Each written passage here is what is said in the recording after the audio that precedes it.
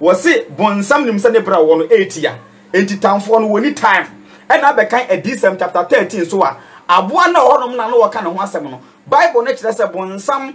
edi ni tumi na himie na ho ade nyina ama sa aboa no enti the kingdom of this world that ewuru wiase at this time no me pa chaw bonsam de ni tumi na ho ade nyina ama no enti oye adwuma biara edi ama bonsam agenda edi abam enti se mimi no mienu se ye gidifo na ye penkwa e wose ye ma ye ni da ho na ye extra careful na ye won krofo a wo mu ye Nyankopon adwuma no so ntudua eno nkomo na ye ba bedie efi se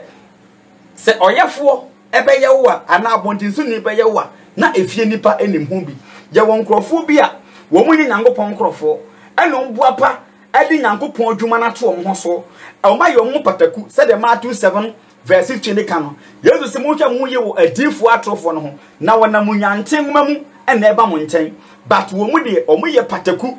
edu furupefo na won aba na mo de behu won enti ni nyina mu no ya won krofo a wo bekan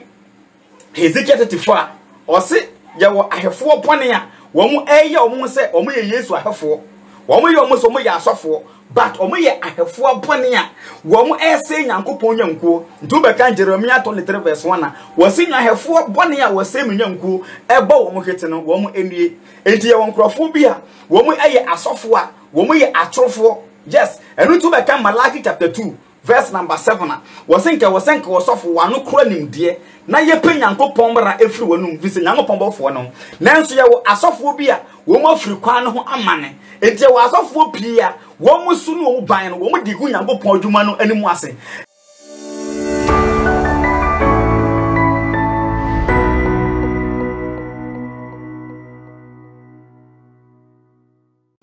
ele we topic na me to wono na but I say they want to attack the true church, but they will use the false church as a scapegoat. Always jidi ni biara no ade biara e wo se obu hu akonta wi biara jidi ni obu a wo se Nyankopon afre wo no ade biara no obu hu akonta mienu se de be ya ye betima hu de ekoso na ne nyina mu no ene se emsa wo hwe tebia wo mu ya ye wo enkrofo pia wo mankasa aye wo se wo ye Nyankopon adwumayefo wa bra Nyankopon enfre wo Nyankopon fa adwuma enhye wo nsa ja wo mu dwumadie no ese Nyankopon adwuma na enye nwanwa Nyankopon ahwe adi nka kanada se bra na be kwa wie ya ye behu san krofo no ebi ye adifo ebi ye asofo ebi ye ensodema ya san krofo no ebe ye part of a demo a ebema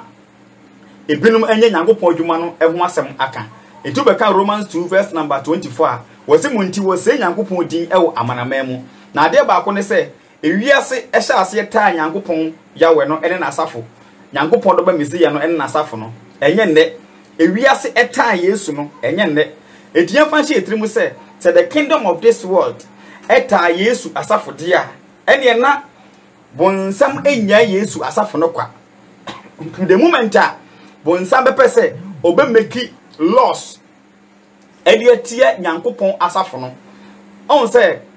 always bonsam oye bad thing but or pretend say oye good and the friend say enada enu to be kwese de ofo asokoda da hawa ewo Genesis chapter 3 a o ma hawa fili say asa wo pe bonsam no pe hawa asem ene ma hawa gini diye ene ma nipa koye bone 2 Corinthians chapter 11 verse 3 so Bible kire yen say sade Satan no ekoda da hawa ewo anitie no saa nembre no ekwa wieye nsusu a onam nyansa kwa so ebedada nipa adwene ntem enti se wo eye omuniema omuniema ede atie Nyankopon enkrofo ama nipa epe nkwa no ahwe ase a wo mbafa nyansa kwa so sade beya ombenya nkrofo ede aka wo ho enti always sade dwumadi ahodo bebrebe mese se wo hwe enhyehye ya bonsam ede agu akwan mu a enye easy efisa obeka Edisem 12 verse 12 a wo se bonsam nim sane bra wo no 8 ya enti tamfo no woni time ena beka Edisem chapter 13 so a aboa na honom na no woka ne ho asem no Bible na kire se bonsam ede ni tumi na himie ena ho ode nyina ama sa aboa no enti the kingdom of this world that ewuru wiase at this time no me pa chaw bonsam de ne tumi ne na ho ode nyina ama no enti oye adwuma biara e de ama bonsam agenda e de abam enti se memi no mienu se ye gidifo na ye penkwa e wose ye ma ye ni da ho na ye extra careful na ye wonkrofo a wo mu ye nyankopon adwuma no ho suntudua eno nkomo e na ye ba bedie efi se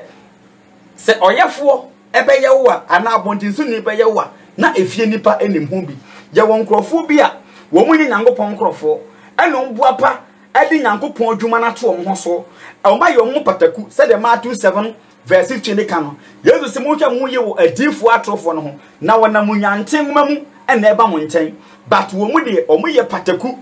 edu furu pefo na won aba ena mo de behu won enti ne nyina mu no ya won krofo a wo bekan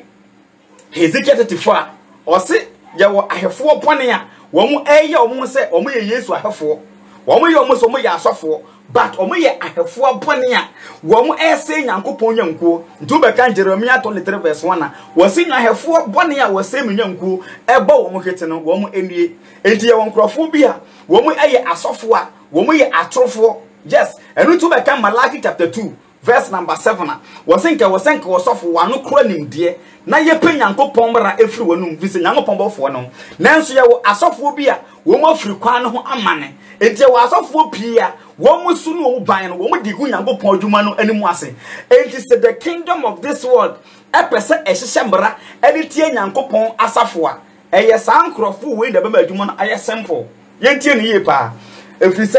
bonsam always ota Yesu etu be kan John 15 verse 17 a Yesu ka se wiase taamo a mu se etame first Bible na ka se enche ebi abako e na bi nam kwanso a eba enje seye e kwaso nyina no e kire se bonsam e be strike war e wo nyankopon enkrofo so nemom obe use wo mu a wo mo ye atrofo no e na dia ma na agenda atum yagina na sankrofo no a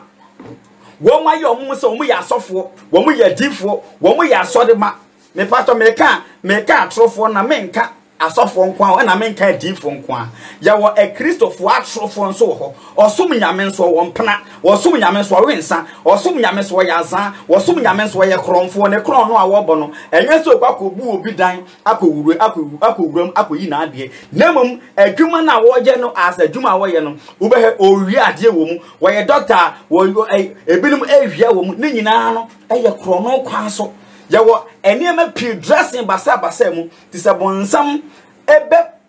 taking measures a bonsam ye nitifo nti on say bonsam policy eye propaganda e no de ye nadwuma propaganda ye enkontompa o ma obi agye se eye no kore na wo de awe ne heart e na bonsam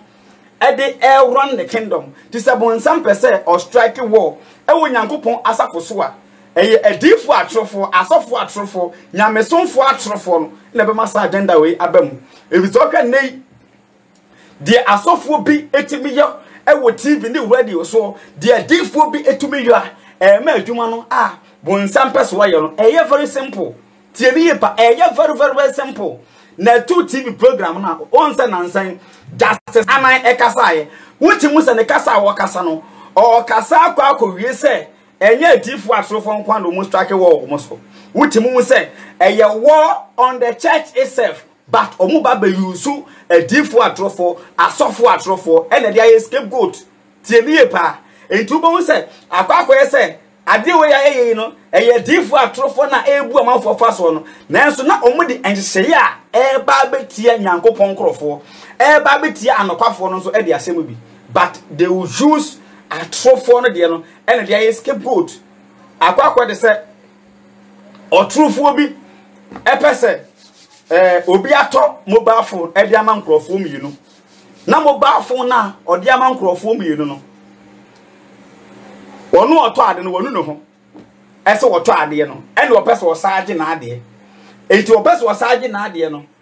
obetima gina omu baako a oyusu ade no wo kwanbone so no obetimi agina so akase pam no twado no wa phone no wi oho bia no fabra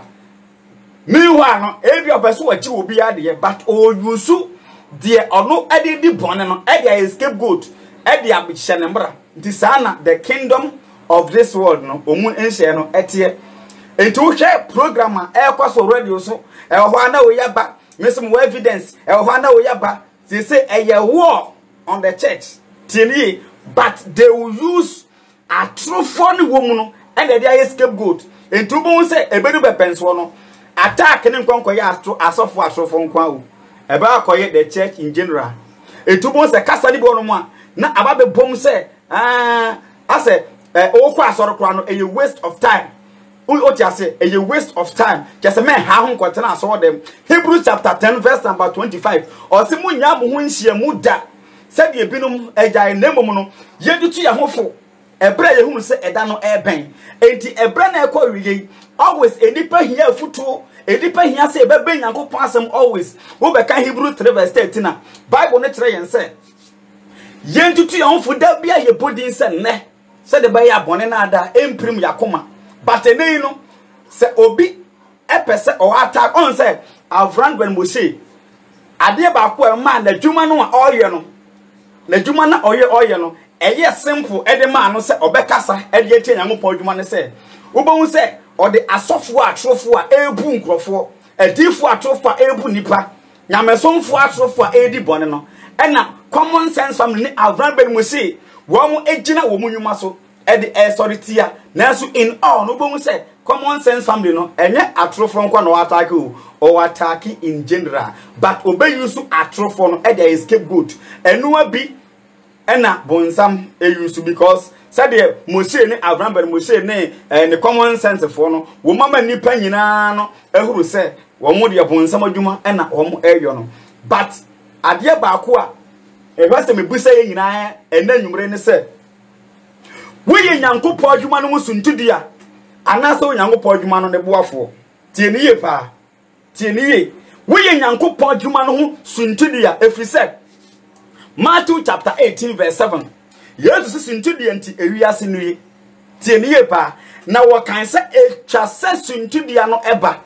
etwa se eye general the kingdom of this world oman mu tumi fo no ombɛhye bra ebetie Yankopɔn asem but suntudia na ebeba no wa enam wo so a ebeba no monue so behwe na asofo etoma ne wo ho na adifo etoma ne wo ho na asofo bi ebu nkrofo na adifo bi ebu nkrofo sa nema wo nyina no obon se abrakede Japan eha se yiyi asofo eto no on se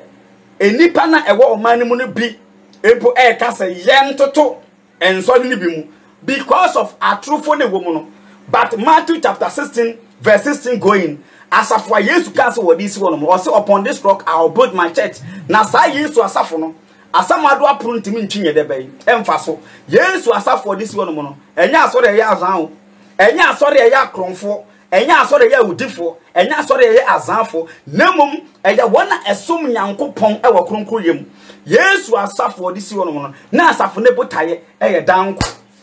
Matthew 10 verse 6 Jesus suma suafo no wakasa mokwa monkoka se osoro nyina ide bai aben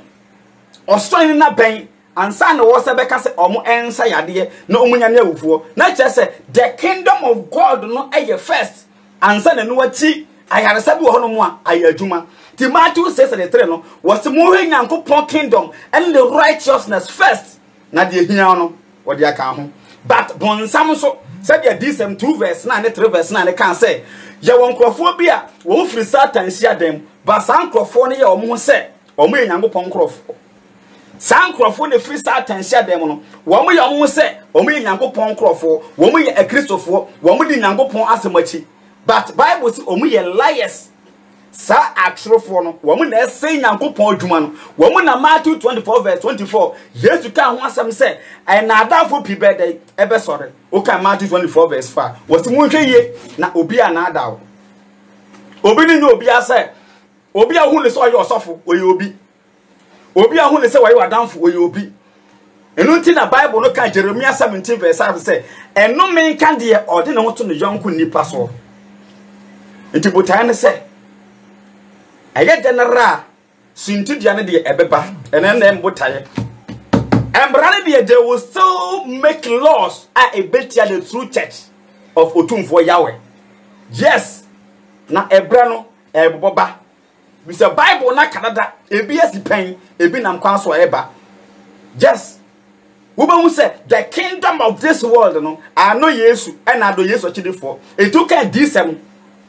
chapter number 12. Obeka chero say, na obebia sa oba no.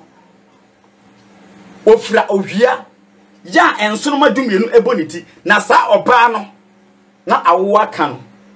Ya wafa efura awo aka no. Na enu achi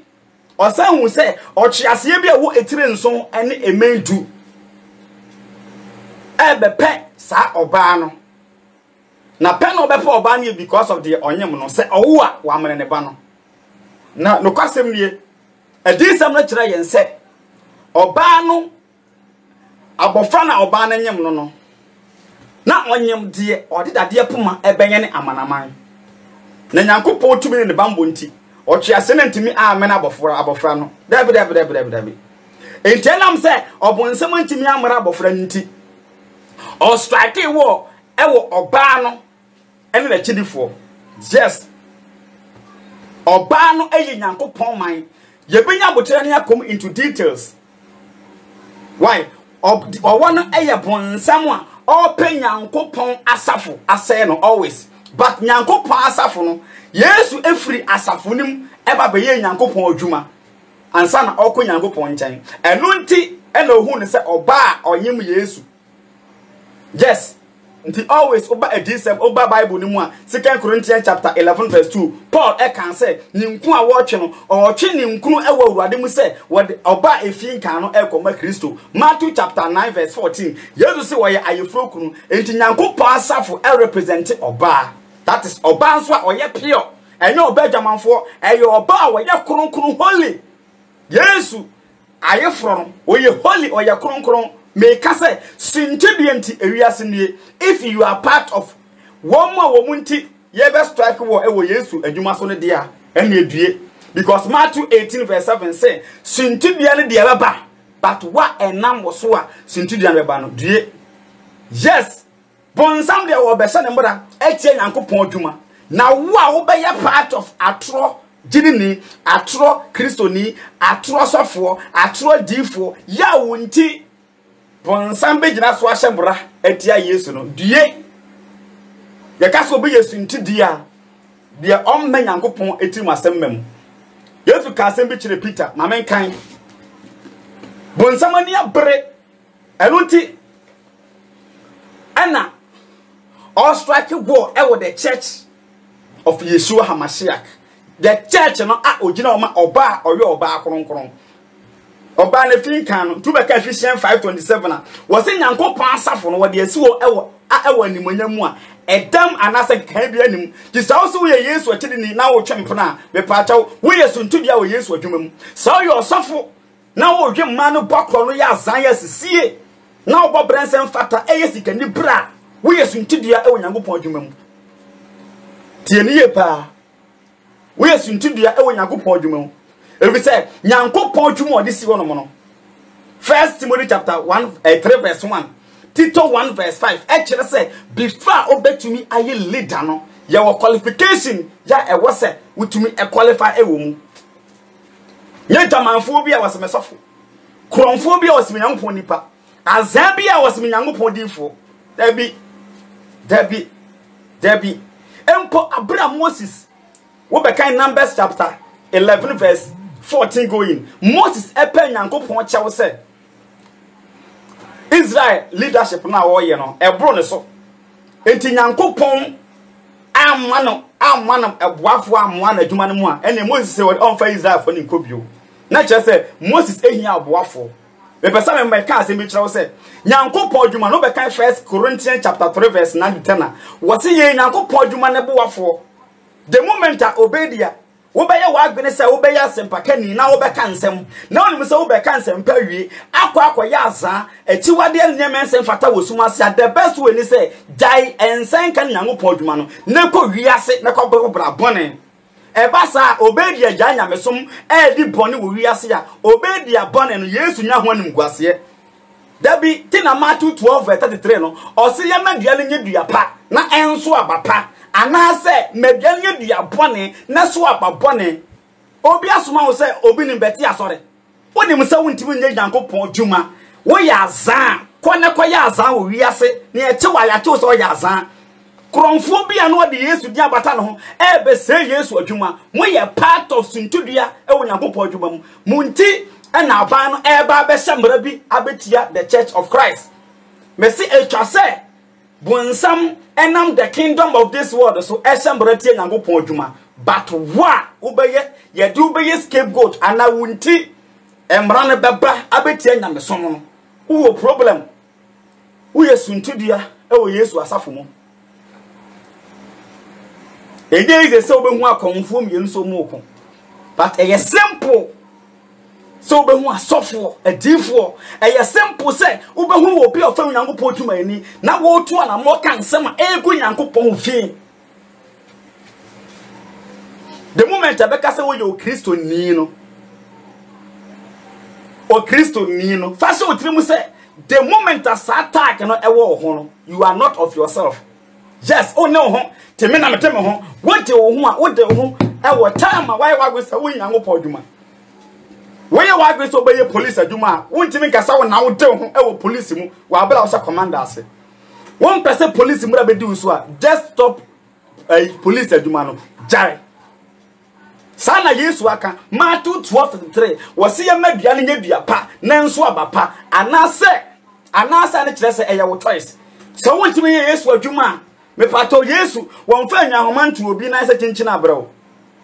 Deuteronomy chapter 30 verse 11 was so the nkwa papa boni ene owu asu wanim one wo so se papa na nya nkwa but the choice is yours. How na agone say obetie bonsam akote aduaba na die no Nyankopon bofo amaje aduaba na firi how ansam o ne choice a wo make say o de kwa akoto mrete Nyankopon your decision. Yes, obi na agone so ban ma wuduru akone hu a bofo mfiri soro amaje wuduru no firi wonsam because your choice and wo make. But whatever choice you make, every mover will be making an answer, every step I'll be taking on a consequence. I don't think Hebrews not on some castle. And the home many pass will be uprakon. No one at your temu. We bet to take choice to say, said you are branding media, man would welcome. But who we are a young pons as I dare say, who will be as what time. Judgment. So you bet to make a choice to kill yourself. Yes. But Pastor Timu said, examination hall, you can write whatever you want to write. But after examination writing, Pastor Timu said, there is a marker. Will be an open marker. The open marker and the consequence of insehuna watch. It whether good or bad, no. The part of a quine a too. Yanko Pon quine, bon some quine. Matthew 7 verse 13. Matthew chapter 7 verse 13. Or see a quine a too. Ya wo kwan hwehwe e ko nkwagye enye wo kwan kese a e ko sayim e kwa kese no so fa de e simple but e ko sayim e kwan hwehwe so fa no e ya but e ko dankwam ti why say oh baba be fa e kwan hey why so be fa kwan kese ne so but obema nipa hu say o nam kwan hwehwe ne so a wo ye suntudua e wo Nyankopon adwuma mu ya wo bi a wo ha da ko gina cycle so wo ba asawo Wamani pa nyina mu so wa ya sawo ni enti ogina hono mo no okoba sawo a enwu Yesu ani mu ase but wo say wakobo asu wo ya born again now kwada wo mpenati kwada wo girlfriend ati no wo na Yesu ntudua o na wo padwuma no ya meso mutimi nsoma eno ase wo jai etietia ebi say Romans chapter 2 verse number 17 going up to 21 going o say nti wo church wo bi no wo kire wo ho so be kan asem afo obi ho de simple nti Yesu bi say asiafo no wo Matthew 16 verse 14 going ese ankrofo kasa mene hwan oh na we yaka ebi so Elia on sasa wo ka how amanfo fa so nyame a simple oh bi say obi kura so nyame to nro be say obi kura minim safo bi a wakum nipa ade age tumi e na won so okọ asoro no unkum nipa fa nyetumi na adwama no so embra na ka se niawu na sofu na kodi awu na enye no sambra na ase ensia wade obi yire so akofo dachi wakofo obi yire sambra na se adwamamonye enti se awudi enya dwamamosenye entade boni senya dia ene fa so otimu se de o ka se niawu mokro no no on le ka se memye nse entade boni eno so we But say, you won't go for P. When we in Yankopon Asemi and Atamfo, Galatians chapter 2, verse 4 going. Was here on Crophobia. One would your move to Sunti the own Yagopo Jumenum. Do the kind 1 Corinthians. Romans 16, verse 17. Tie. Messi on Crophobia. I saw 4 P. Sunti the own Yagopo Jumano. Because or no. COVID-19 avanoa yesi entrance you know pula wo prese ayemi asode nyina no e bia nya akrenti no wadwere mo ho ne policy bi akamu anu no wadwere ho nyankopon nim but ade ba ko menim e wo Matthew John chapter 21 verse 16 asema Yesu ka kire Peter and say Peter what do me dia ye dey hweminwan the best way as a leader I would be proof your love for Christ and they say ube take good care of Nyankopon enyonkuo na asamka se me obey dia kura me to enyan 20 pound na wait me mu akonta papa nkyere me na won fa ho ni dia and na wo yourself wo di for you careful na bibi na mkwa so ba Peter ye Yesu busa se enkrofo se me ne hwan on say nancy I na two program justice anai o keka bi kire nyamesonfo in general wan kan atro fon kwa wo kan in general hwe you see bi bian wa hinta NAD e will Luke chapter 8 verse 17 esa will Luke chapter 12 verse 2 was ade bia esie se de e beda ho mesi adwuma na wo moye no eya wo se dama wunua bi ne yi ni to me pa chaw yeso kwato abo anu a ka se sori yeso mesi they want to strike war on the true church, but they will use the false church as a scapegoat. Yes, I have seen no. Also was it one cana, can a Japan was one cana one count. So you said there was a Ghana first. I just was shift here free. Why am I coming? You go young crophobia. Umu you mutubat umeka can in Japan. Wait, I say, you will age bimu. Tama asafonete asafo enya duma biewa. En so ma gu fie no a nyamesom ho mfama duan no bebrebe enya bi ne no satam we nso eni egu nyamesom anim ase e wo TV no radio so I know say they have an agenda. You're extra careful. You know na make kire from Nyamekopon Yadma Wednesday going you be has here teaching about world kingdoms in Bible prophecy. Obeti asem na make kanase na ye lifri baabi eba be wie baabi a obeti ase bra ewiaso we ditum say bonsam dia na ye beka ko wie say the west and try ye chawo Ghana ni ne sa Ghana your beloved country is free forever wan na ka kire wo betima do mofri boni nsam wo de mofri boni nsam wan na ka kire wo de mofri boni nsam who told you eyen kontompo no mutwawo and you understand why. So why you free I don't want free bonin sama o kasa wo de child with school aye ja English no I better sound from the western world so man panyina de ne ho ampa so republic na China kura ne ho Canada ne ho na wo Ghana I will show you the reason why method that Alexander used to Nebuchadnezzar used to and the same method Elomu used to this time for Abako school Nebuchadnezzar say kasa ben yes one kind of school. Yes, speak English, don't speak vernacular. Now my casa vernacular, now my casa na the real one. Bra, money na ho. Na bon sama trust not trended actually the true one. Ma woni na ho. Na when Satan want to fight the true church no. Empo obi akura a Christopher nyina se be ye papampa. Satan wono ati fake one bi agum. Na Satan na gira the fake one so. Ebi as quoted the true church. I tell you, no kwena make kanchero. Se wo kura wo se we Nyankopon adwuma yi mpo no. Hwe, se wo su be ni ye na me se me ni ye. Na sofo bi ase, obe Nyankopon adwuma ni ye mpa. Satan has a plan. Ono abe create asol ni bi. E na me na wo kasa yi. Satan so de awate no. Me se e do so se Nyankopon e de awate. Me na me kanchero. But obi ni nyina ba pretend say o use Bible. As or ya son what here. Share. Can this 2 verse 9 3 verse 9 here? I don't think 2 Corinthians chapter 11 verse 13 Paul can say Satan not me on say high before. It is a Satan chidi for you mu say wo mo ye trene asomafo a enye nwanwa biara. Me say empo mu say obi pretty carbon anu mpa still money na ho on fam because bonsam sometimes wotime won say wo ye high before sometimes bonsam tia won say wo ye the true apostle carbon anu but still no atwe ko say him because bonsam dey akom ba ye no Jen enya ade e nwanwa ne se konfo betimachi obi oye konfo betimachi obi oye kronfo enya nwanwa eye bonsam mind game a wo play okofo obi yira konfo ne be chew se wafo obi yire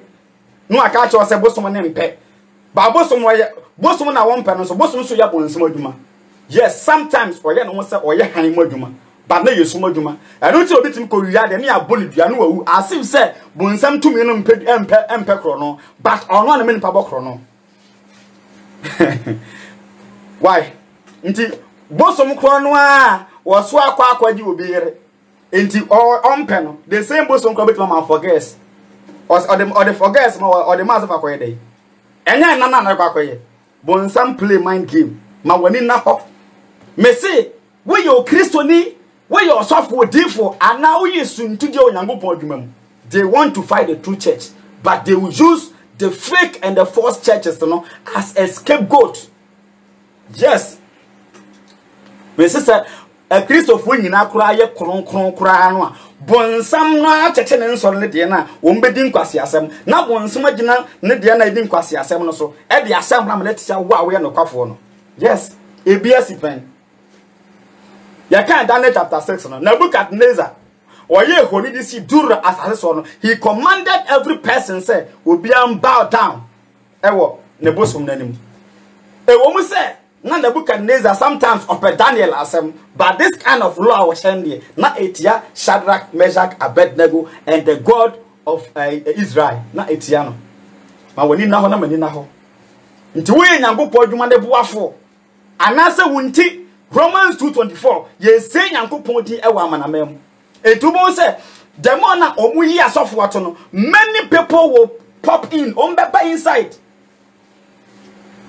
nti expose ni de ebeto aso na eno bema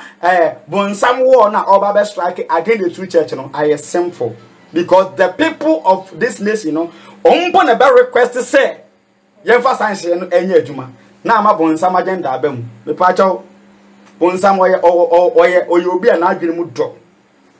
na adwene mu do papa ntina 1 Peter 5:8 no Bible indicate to yamfo say yama na eni ne de ba de enda ho adentira o se motamfo bonsam nam se data obubom apel yo benya no amene enti se wari na ho amepacha oboa Yesu kura to yamfo Matthew 10:16 o se yama yani na ho o se hwe o soma yese nyantia kompatakumu enti yama yani enna ho de sa aboa wo na yenya kronkron se abuburo what you say je anifre because bonsam we smart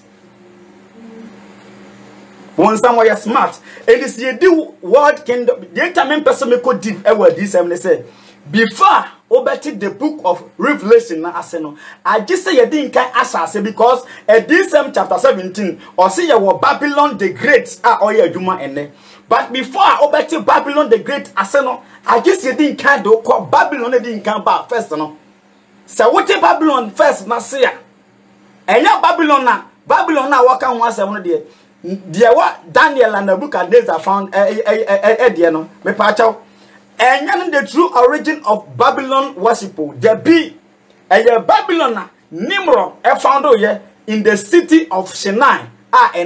what Iraq say Assyrian Empire the word empire Assyrian Empire empire Nimrod found here nyina kuta ne worship the kingdom and worship san and swete amemu and wasom bonsam de ye adwuma da nipa wife it is the whole world extra kese yen kamom nya baako a bonsam no kingdom na ka na hini na bom watima make sure say the world is united and you have united nations the same time na Nimrod ka nipa nyina bom ye baako a wodi wo mo so no na Nimrod sa wo osom a bonsam so ma odaba nipa nyina eno so na ye baako enti se wom aka wo ahine na bomu a e wo so mu ka osom no nso bom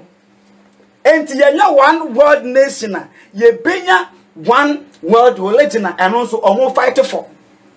enti petre ye be ko ma ne se mu nyina monye baako enti o mampagi nim se nsore e o Ghana doso but we see one cathedral now say one cathedral as we just say for Pentecost and assemblies and as say for day. And sometimes if you are jubilating say o mampagi cathedral yana ye new de Nyankopon asema and the work they are doing there we know what they are doing into one cathedral for different churches of Ghana or the back because one world religion here Babylon whether you like it or not but a Bayer religion a Babylon worship ye me de kan Nyankopon adwene wo ho yes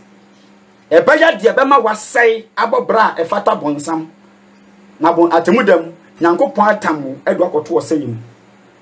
sa adwuma we na bonsam peso ye na ni abre but enkrofo bi ebema adwuma we aye simple yes enkrofo from so mo ya asofo obi ya difo binu ya sen pakafo adentra wo mu akofa nyanten ma dura wo ho but ne mu no de wo ye pataku na mpata wadanfo be pa na wo pe wasem no be ka kira wo se niko ye kuro mu na meba no wo sister se me mfa nkrama ho ti asem we amekan yi na hu how wicked a difo atrofo no bebrebe eye wadanfo be no be ka kira wo se niko mu kuro ma meba no o ma me ka kira me se men kan kira wo se aya odisika bia ma no nti ya akone koje na wadanfo oya oyonko brebo no aka kira wo se o ma me den kra bia ma me se men kan kira wo but ansa na me kan kira wo no gi se me charge wo this kind of friend or a good friend and or a bad friend empo wo mo muti wiase di boni mpo ebo asawo mpo asawo ni be na danfo enua den krama ne so won kan kire na danfo asawo ni a obeka se ansa na me kan kra na kire gi se me charge wansa na ba me say na the offering say wo sofo wo pastor wo elder ebitima kan kire wo say Nyankopon de wo message bia bedi ne ho aye fa na decent prophecy na ansa na mesha wo nkom no gi se otua ho ka what a wicked prophet Matthew 10:6 dia ono de ade na ofre ne say prophecy ne ema wo no ade na bosi wo ye odifo no dia wode ma wo no Matthew 10:6 munya na kwa na momfa makwa ene ehefo na wunya wo de enti wo ton no me say yemie nsori ni nyina no say ye ne aye ah ye adwene say ye benya kwa akwa nya mesem no obi de ne collection no odwene ho nti na yemie nsori Nyankopon ni makoma ne adwene no what etu betima dada obedi about me na Nyankopon yes because obedi aye nipa but Nyankopon me say bonsam eni abre ebetusa de ekosu nyina yes supposed be wi akira ma edemra hofo bia be ka ho pam no twa no se de entiase ma se munyini sanse hu ni biomti yemfa mbra he de be emata ho embra de be bata ho no afre na eye be mbra ebetia both fake churches and the true church na but I am here attacking the true church but you see the fake churches no as a scapegoat you cry about bonsamani abre yese wo ya de na bonsam wo nya wo wie nti wo kire ni true colors ya wo hihye bebre pa ensori mpanyimfo di wura ensori mu a senka o de san hye ne ba earlier 10 years ago a me yeso senka abeko but wa be wura ma wie no no de hye fra ba o betima address asentare bi a wo pe se de be ya youth ni beba yes wo nya wo wie nti wo de hye ya efri afedie bonsam na gada wo wie nti o de policy e ma but John 3:34 was say die Nyankopon asoma no o ka Nyankopon asem na John 8:43 and 47 so say die ofri Nyankopon mu nso o tie Nyankopon asem ti se die Nyankopon asoma ne ka Nyankopon asem dia ene die ofri Nyankopon mu nso tie Nyankopon asem you say dra nwumra the whole Ghana obi a hwa die na tu be de be ebeba yes sir Etu bo say e be ya saa ma afi be du ba bi no wa wo kura wo ye asori ni papa no mfo no wo be pressure say yen fa nhye ento adwuma no ho. Yes, e ho e na bo nsem adwuma be simple e de ama no. Ade na wo pese wo ye wo no obema wa no a request ne say wo nyama. Yes.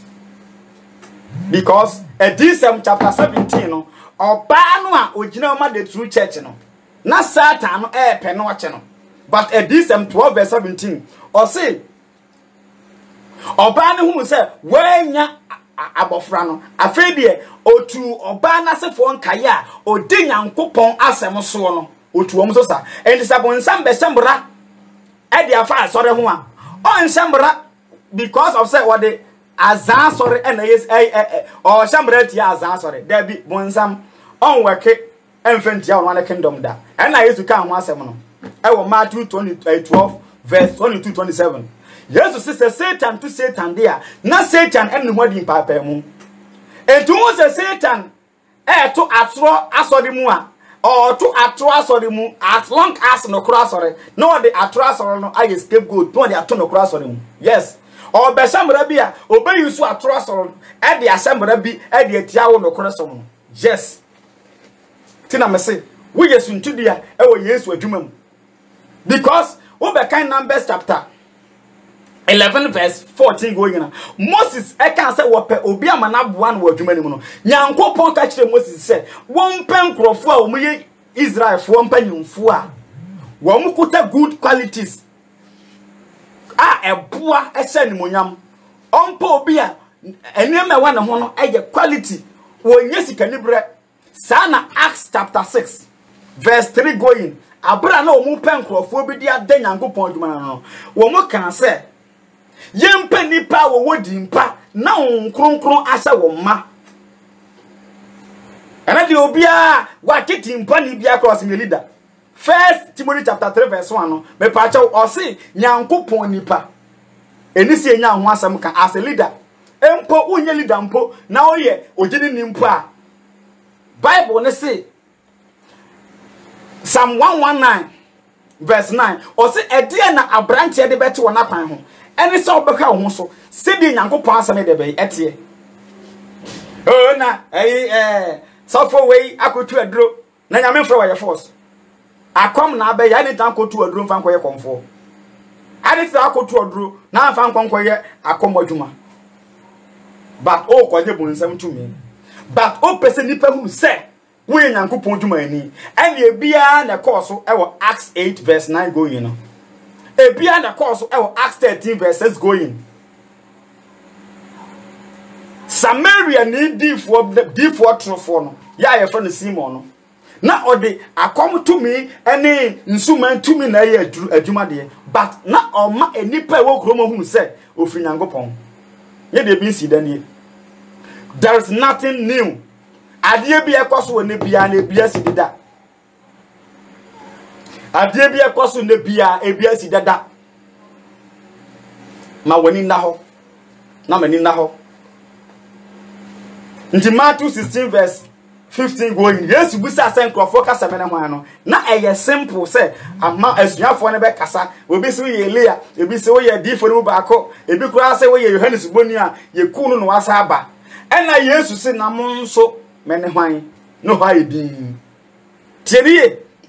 ye busa se ekwan be na manfo fa so sum nyame a obi sum nyame tu aduro obi sum nyame ya zan obi sum nyame ya kromfo obi sum nyame ya eye tutubotom ni ena won so sum nyame a wo ye dai eno so fa so eden na we no sum ase eden na wo busa gede ni se Yesu akonto obi de nanim na busa se eye we ubekọ bi oh by o me say ye we de kwan bi asomekọ the same person wo busa ne se Christmas akwama we obeko okrum o akwama we there by all means meko akwakodi no mikrum oh eye we oh by madam for wedding by all means mekobi we madam for we akonto we by all means mekobi because o hwa ahomboa wa ya we ye bold say ubeko betumako we ye bold say wo hwe sika da ho ene ahomboa wa ya wadamfo engagement no by by all means ye busa wo say Yesu ba na na bekobi dia untimi kan by all means and there were wadensem because we show around you are who did Bonnie Bus Massinti. Heaven over the Ewer Semba, a year the other Codia, a near Semba by all means, because we show a Candia Noah, Bibia set Ubetimako, but have any day, which mean the boat anchor. Sir. And yes, 2 Corinthians chapter 13, verse 5. Or say, Moon some who has said, Moo Gideon Mana, said the ultimate song who say a Yenubecobino. Son was ultimate who say heaven by day, or back home. I dear never want to mean Casse, when Bia so make heaven, sad dear never want to mean can. Sad dear, no, you have to stop it now before it takes you to hell. No cry back up, no cry back up. Into months can Japan at the fan. Now Ramben will say the fan. Yes, Omigina many people confused. Yes. Can Japan the end of the year or can't get a deep water for, but at the same time, wow, yeah, Papa, not still. One monitor and send me our can still or attack bad ones in the year, but still, which we can send this one where the Bible to one swat, and you will some a boo woody Bible, which in a boo a bem. Ninka so ekene Japan tino dabi dia wo kana ebiye ebinsu ya bususam a eni se obi ahome nyame mfra madi na duane ni se piefri wonum ba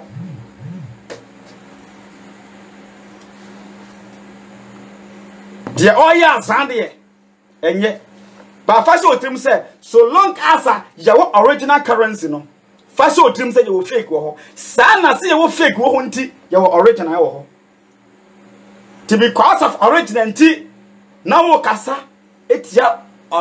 because of fake ones nti wo kasa tia original ne dia I will not support you dabi nipa biara so won agenda nipa biara won agenda Jeremiah 17 verse 5 say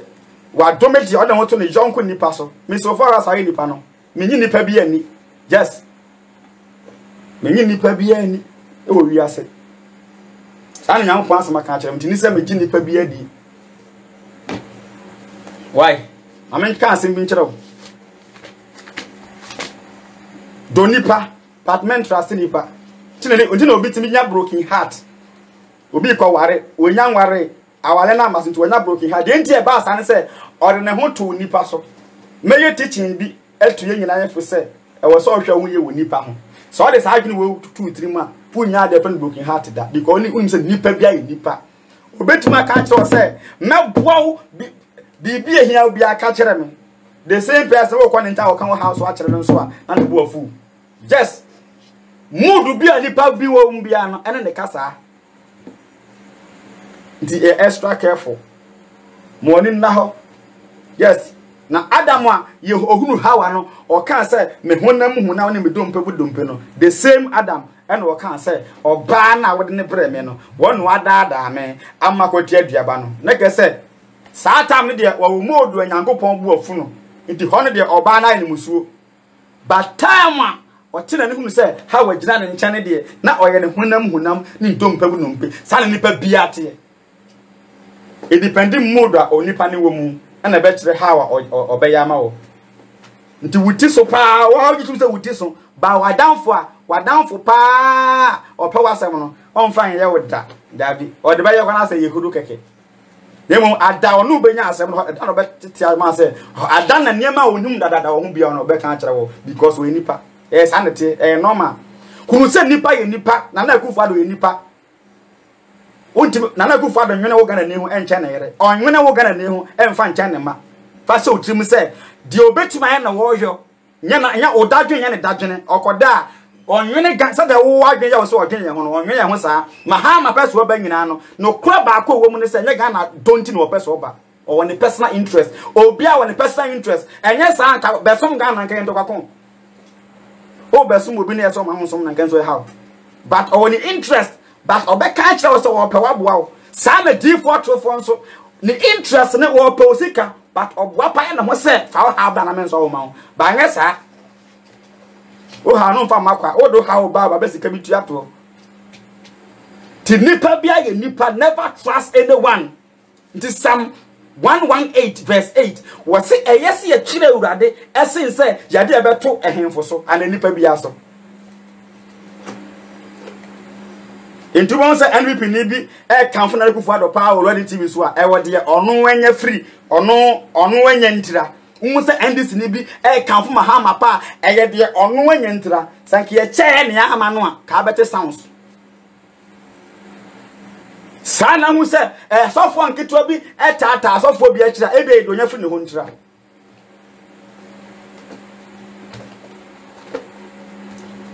etu bon se rep na obofo wutim se aso kan yen yakura still ye penasem but oyonko a o kan positive hu asa kan negative ye da bia na ebe ye se ahabo nipa 400 a deep for 400 will be as a call no any aje obedin kunim one person e ka kire say obedin kugu a obu afuro but sa one person no one sa the prophecy na nka e boa waji wafuro owuo mu but obaya wo worst enemy sa na nipa tie because anko ya ma no ohu ne say Ahab Jehoshaphat cross a deep for ning ne was say aka baako na one day meta no adentira won hyame nkompa waka sa nyina nso na ne bosom da so ne bosom no so omuntum yo e da so asi ho enso open compatie na wa odi for da wo no sa won so nka akwa da nyankopon adwuma yesa so obra wutima nka akwa miracle nti agisi e da wo wa ye def ai phone ye 30 million ye de beda na osemo na de ama obia na kese nka wo so ya adwene se uko budi o ton phone no hesika nka de kwaje sa phone no and now, oh, yes, to ya phone 15 million or cancel for 1.5, but I can't take sir. Now, Uchamuna, stove this one of my actually for this corner. No, we have price lego phone on and the original Quanchani Castle or Demano. I can't wait fast. I can't come on. Negas, I will Ukuta, I game bonnet idea. Sikana, the cogis are from Winneborno. To another song who said, when you brisika. Sana di for 40. Oh, power pa bra. She will super pa. What the tea who ni who the tea. Yeah, oh, power the pa bra. Never did oil, never found go again because all you kunu dofu. But the woman is a fair bit at 3 verse 3 going, you know.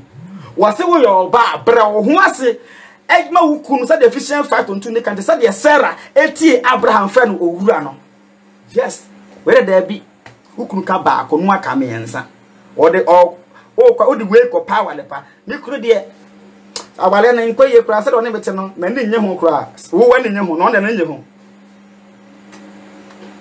o ba bia kwa awale a o pe be ma be ya first me pe be ma betie ma asem kese o de on pe be ma wo betie na asem o na emetie wo asem na kese agwene da o trim na akwakoye leadership wife wo oba wo leader oba wo leader Nanya we have to forget ka say oba wo to eche be ma dem oba we leader wo pe be ma onu betie wo asem sa ma me quotation ntrɛ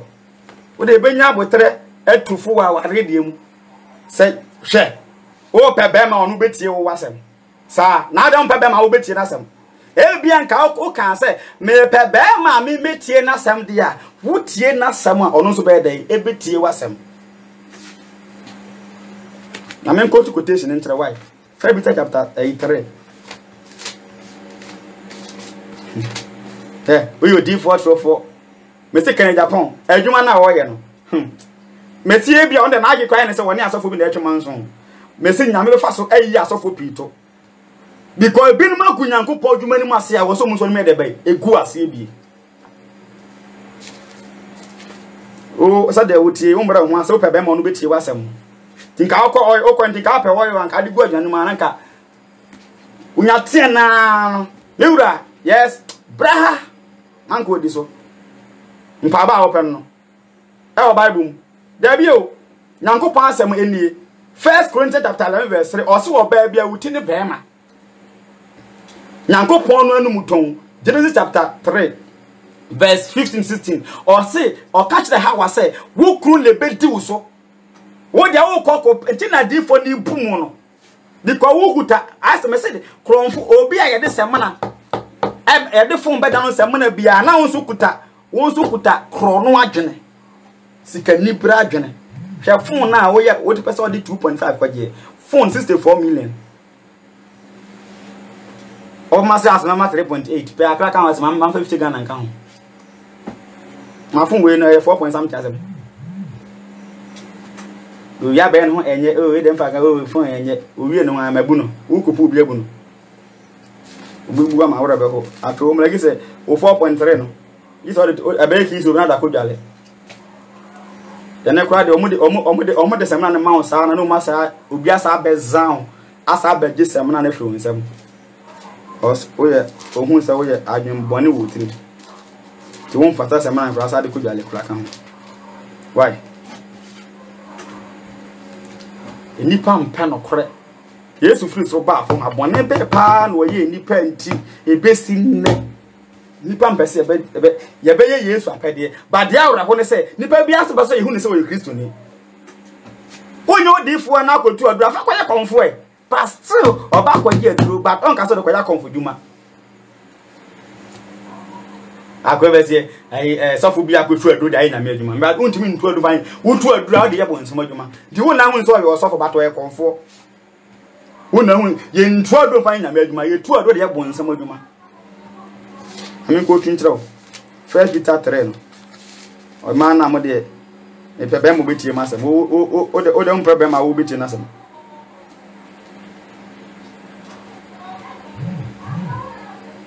o pebe mo be hwe ma me adam pebe ma de ono abe hwe ono so be hwe ono ma me ka wo person ko mo ma me na nko asese on so mo ono so ne ma me o ti ase nko mu nyina mo ye ho number ako ne ma me yo ma me wo so ma me so ono so ne ma me First Peter chapter 3 verse 5 was na sa na tete no e ma kronkron a wode wo ho te wo Nyankopon so no e hye wo ho na wo bre wo ho ase e ma wo nara wo no kru no said ye Sarah etie Abraham e fra no owura no wote wo tete na ma kronkron wo mo bre wo ho ase e ma wo mu akru no nti oba bre wo ho ase oba de ba ko be ma wo so ane se wo be bre wo ho ase ma wo ko no ano obra o ho ase ya sha be ma ne se Colossians 3 verse 18 oba no ye nsha be ma so omre ne wasema ne gere wo ne asha wo se bra o ho ase ma okunu but ashedi we dia ma okunu Colossians 3 verse 18 se oba wo bra o ho ase ma okunu ya ma okunu so command a ono so nisi obuso wo wa ho bra se le wie pe ya hwe okunu so command ya dia ma no Colossians chapter 3 verse 18 dekeke Colossians 3 verse 18 oyerenom mumbra me ho ase ema moa mukunum sade ese e owurade mu eno ye eyerenom asade hwe verse 19 okunum munnom yerenom na mo nhye wo mahomete weti se wo ye dey ka tu wo ba afo se bra ho no warning se after se wa bra no asa ma wo no emfa ne se o yo made o fa wo do e don because or ye part of your body enti wo bra ho asa ma okuna ya se ne se ono nso no by force nti the moment wo pass wo wada na adwuma no wo ye oba abusa wo se wo bra ho asa ma okuna na ahobra se ne ye adwuma odon nso be dey ebeba nemum obi wo hode ya na enya ani kan so na honhom bi ha ne nti oba betima bra ne ho ase ba na be ma no nso emfo do emmem eno de na wo so man paebo eye adwuma but awurade mu paebo ye nton tieni ye nton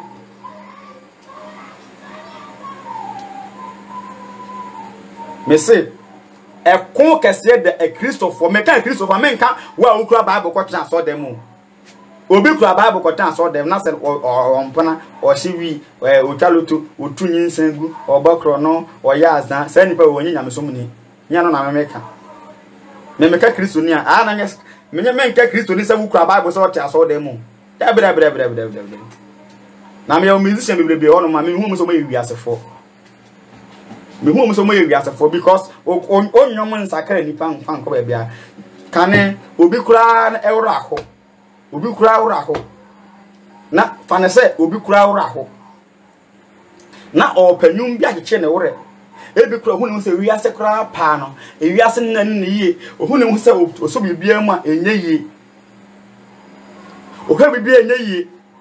na enei mremu o penyame so nyum pa eba ye ne wura mesi wunya bi me no kwasa na me ka kire ubenya bi kura gise makanum de nchi mi ane ampom de ye ne mako me se eniani ya sapom de ye me si obi aye depressed person wo kun ne ho kura na opanyum bi ache ne wore etia ansa na wagya ewudie ne kwa no o pe current gospel musicians bia me say we makanum de nchi mo ne ya sapom mo ne sa we diak onya bi jaka nyina ya kuti anko chiwe yokoku ne ho because o de na say kana say de bibia na de ni say de we say aha we huma fa say de I go high kase enyum na obetie ni nyina ya enyum na o chiwe ya ko hye ne ho akon because enyum a enche ne hwe enche ne say daachi bi fa ho manyame na ebe yie da bi but obeti makotie paasolo enyum menante brebre me kono boko safi shiabua kwentia ye muso ntimi wete nya mebeye wote se okotie sa anwum we ya yen kan se gospel yen kan se gospel but ebetima ma na jai awudi na wakoku ne ho no o so benante brebre kwentia ye muso wote ase obetima tie amachi de danwum bebrebe yin fa ye nkosi hweyi eduro no ekura na obeja asi ho enso yen kan amatu de nka gospel musician na sasa we mu na gospel musician dia enen ka me say mehuro ti amatu de da asibro jamana menya si campaign ama heaven abo me de me srew edi sa anyum we no wo hu ne say bia wo kura no ayi depressed kura na obi kura sa ho abrabo mu ne ade a o ti ase ayi akwa we the obo one honey Emilia honey ya no mudi ne krade the obo ABC of love abonyum bi se eni brenye why eni bre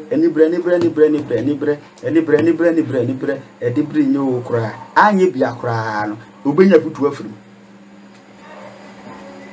chia ene musicians yi chia ekuti anko akese waye ohuru saa nyom no nko ono aye ehuru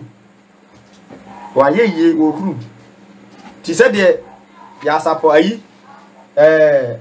sa akode mo ne shata wale motutu nyom de huru wa o ne atutu sika bu ho no ne ada na ye saa no nso akofa car Porsche car no tim no kese waye ye nti no kese wo no wa onya nye ye saa de kese wo de wo no oh no oh you were him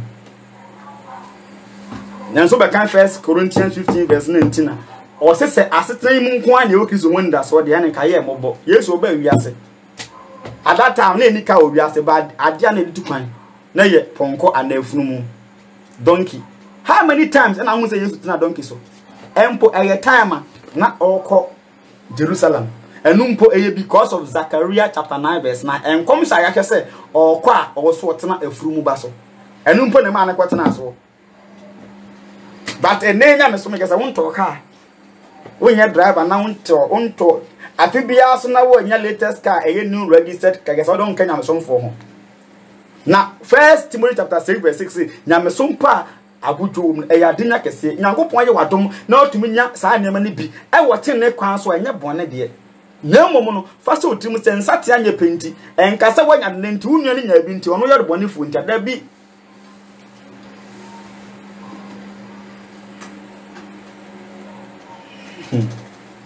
the extra careful me say the same Matthew when I can say Peter can say we Yesu we ni Nyankopon ti asefo ne ba no Yesu say nya honam ne moja e na eyi a kire ho na meja owo soro no na me so me kan kire wo say won so ye fra Peter obutan sam de masafo ABC na samado apro entimi twimfa so da obeja di say sabre na obeja Peter na sabre na mu nso so na bonsam ko wura Peter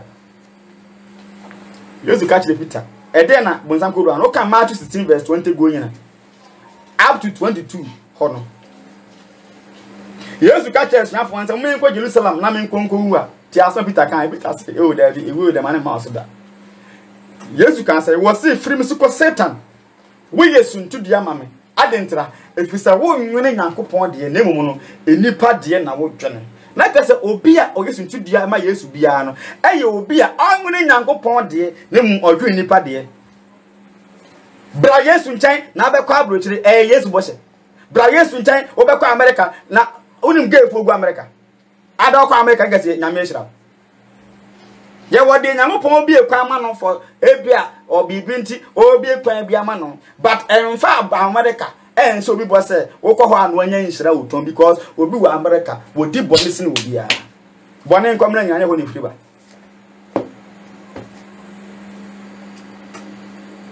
obi betima to car enam tete kwan so bɔne bi anim na mom no emfa car so obi bo say bra me nkyɛn ya kwanto na hia car na apɛ so ɔtɔ amepa tɔ obi atɔ car so ye konfo ne man tɔ car ntinyo obi a watɔ car bi a ngese nyame hira no obi akɔge saka watɔ car emfa no Yesu bo say John chapter 1 John 2:25 was about what they are saying. Down kwa John 10:10. Boy, yes, was saying oba say be nyankwa. Fa nkwa je say nipa bo. Yesu contract on nipa won e nkwa je down kwa. Oba ne nchen a Matthew 7:3 no. Ono was the kingdom of God and the righteousness first. Sa wa control we in the idea here when you also the back can just say bonus. But the penny first your righteousness. Right. If it's a Joseph echo Egypt, no. Ya turn man echo Egypt, no. Wo hu say ya turn echo Egypt there, but on some Egypt nyame. Obekọ so asum Jacob, Abraham, Isaac nyankopon no. Nti mfa ho ne say wono nko akodi Egypt. Na wafu ni nuanom nkyɛn akɔ Egypt. Obekɔ so amenyankopon edian ekese go Egypt. Tempo ebra Genesis chapter 39:7. Potiphar get the person one ndampo. Ose menya bɔne wei entie nyankopon da. There be. Emfa ho ne akwantu a watu. O make sure say obamate ne awie pɛye e wona akwantu mu. Saa na Deuteronomy chapter 28:1 kan. Ose so di nyankopon asɛm so a enhyira bɛka wo different because ufre dimpa still nyankopon adwuma no gu so ye we da bi ote gan no kwa asole wotu kwan kwa abrochi we kwa wensani adintra winter nti onom dot na nyame fa winter ho ma na bo winter na ma na bo sama e na awa aba no ori ma no awa aba no ori nsa sachira wadwene na Joseph eja le papa mo no mo etu kwan no still no nyankopon adwuma ho ba bia wadu biara e mate bia ensa nyankopon ene na Romans 8:35 kan say why no be tie Kristo dom yare ana amane ana otaya ana amaninya ana e ma situation e ma wo ntu nyankopon sade da wa ware gere wa ha no say nkrata asemunti because of krata nkrata asemunti na o say atwempra wa abrochide hwe nkrata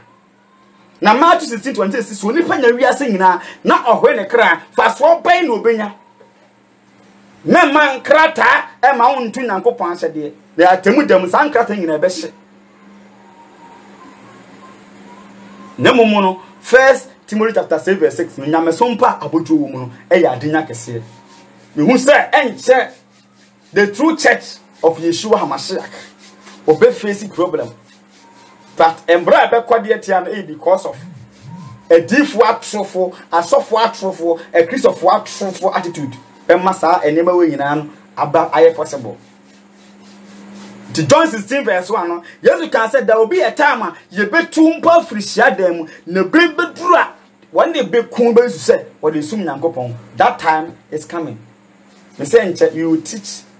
topic bia you find world kingdoms in Bible prophecy bohun kingdoms the AC no ebiasi atwam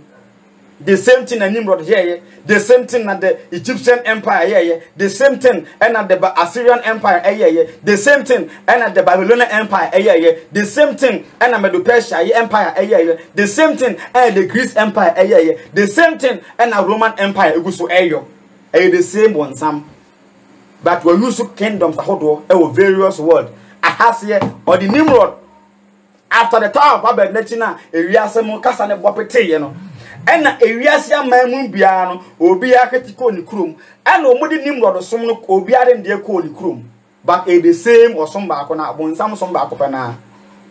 the same kingdom policy na entube ko Greece no how na Greece for you modimo Greece empire no na Rome e dey aduma eno na Medo-Persia dey aduma eno na Babylon dey aduma the same bonsam ko no eno na nei e koso tibe kakra ye besua de enti a Bible translations edoso ye bibia ndira bonsam wa agenda nje onkrofo a wo munti wo momunye Bible ni ebe gina omuso cassette ya Yesu adentira bonsam boapa ama nkrofo bi abeye part of the church omadwuma ne say they will pollute the church na bonsam gina azanfo no so asode actually through church ebi ni hompa o ma be create abeka ho enya kwan asode actually through church of God enya nwanwa ebiasi pan why ti through enema brebe policies ne de o mu guso abebrebe hirifo bebrebe agia tum etie nyankopon apede ene nipa atu nyankopon bra wonsuro because bonsam ma mrato no aye normal insuro urade and December chapter 12 14 verse 6 go you know can say bofo no ka say yensuro nyankopon ne nhye ne monyam na yankoto nso de onyankopon obo wiase ne munema nyina no ba bonsam say yen worship no bonsam yes jema bonsam be ye bonsam ne say no pese ogi nyankopon esom e wo so no firi abofo ne nsam kina abofo ne be worship no bonsam eje nyankopon e na anya possible no ba asase so o pese o kire me say bonsam be ka say wo koso nyankopon na eja no bonsam enya possible te bonsam for every means amwa worship no sa na ekoso ne je onkofo pi o ma gene ne say o mo sum Yesu but o mo sum bonsam indirectly There were so many teachings. You have to do it. There were videos where you have to voices. You person teaching on it. Na never you pay now. What you know? What you want? A choice. Opa fa. Opa men fa. A choice. To use to create pretty we are. Or kasa we are. Or sit there. Wa so beti one day. Onti. A whole year to teach you teaching you know. And just say that we never get at home. Me obey the teacher me teach and just a wow online be no be atum there be but the wa so beti onye de be ontie sana Matthew chapter 13 verse 9 intie de Yesu kan enti me say ye onkofo bi a omo ye edam ne kai o nyankopɔ adwuma num ebi ye difo ebi ye asofo ebi ye anyumtofo ebi ye tese bonsam nenia te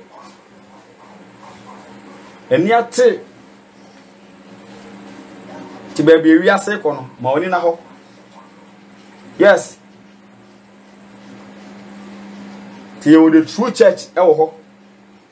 the true church no e individually e bo bra kronkron si nyankopon ni monyam e wo pabrabom and some not my part of the church. Into as my Yesu kan Matthew 13 verse 9. This work as we are was it the was which on the unti. The Matthew 13. I mean kind verse 9. What the part Wednesday.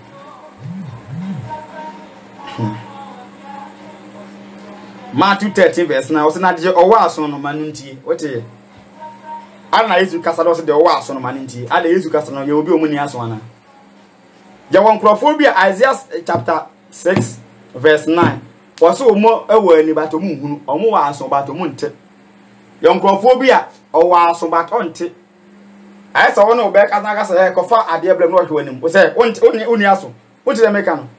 wa ate de o ka bato onko sa na krofo bebelebetie o ti se nyankopon si jampra twen ba o pa aso le bato da so o mpana what is saying Yankopon asem so your bash enta de kronkron what de but oni asoma ebete edi so enti won fa nya adwuma to obekọ asore ba obekọ so adi nsehunu enti enye nwanwa wo de ye wo teaching tichi o tini ese ye support dwuma die no na akonya sa nyina mu no enti mi nkoso na embuye bremu no akra ehira no ehu no kore no na che odi enti ene wiasefo ntomro ma ha ase ene gospel on eye collaboration oh wana sa akode ne yasapon aka abom ye bibia because wa utie yasapon nwom no wo sa kutie sa wa wo do yasapon nwom wo sa do sa akode wa wo do medical nwom no okro na wo sa tie hanamafo one person no enti ene wo do hanamafo na wo sa do medical de a ene yenka mu nyina mu mpa monwom ma wo be wani beje but adeɛ ba ko so wodi se otimu ne se han tumi ne esum enka mo da anya adwuma enti ya wadesua o ya wadesua boy ya police ni na si ne so okun no George say Floyd o say wan ya America ama for protester no onim de enti America for job blacks ne sa no wo de through this teaching now you understand and because I say omo ka say you slaves ikake o na the slaves de America ehefo na United Kingdom oma enslave India for pen oma enslave China pen oma enslave Canada other Commonwealth nations nye bebrebe Africa countries one Commonwealth nation Ireland and New Zealand any part of Commonwealth nation why so much blacks sir I will show you the reason why obati ase de enti yeah omo the history they are working in the limit of a particular empire. Enti omunim de ekoso akwa de say enti ade no hu ni say adibo ha oye nene onti ase de enti oye nene but eye de si daache bibi nti na oye ne de no I guess the Bible no to them say o ka say Donald Trump can say or declare Jerusalem say a capital city of Israel no o ka say or declare ni trim pan say or declare say or boy Nyankopon dwuma hwe bra sister eni pania on samani aprepa for o ye dia na ade me say adibo a omo ye ne by because of bibinti no mo ye no sa na I will show you the reason why hwe on say ohema Esther time na akwa bi ye friend no Haman your friend Haman me pasa me ma wote ade bi ase sometime history etimi repeating no akwa to say we ye akra na what say bia ekuro bi sofo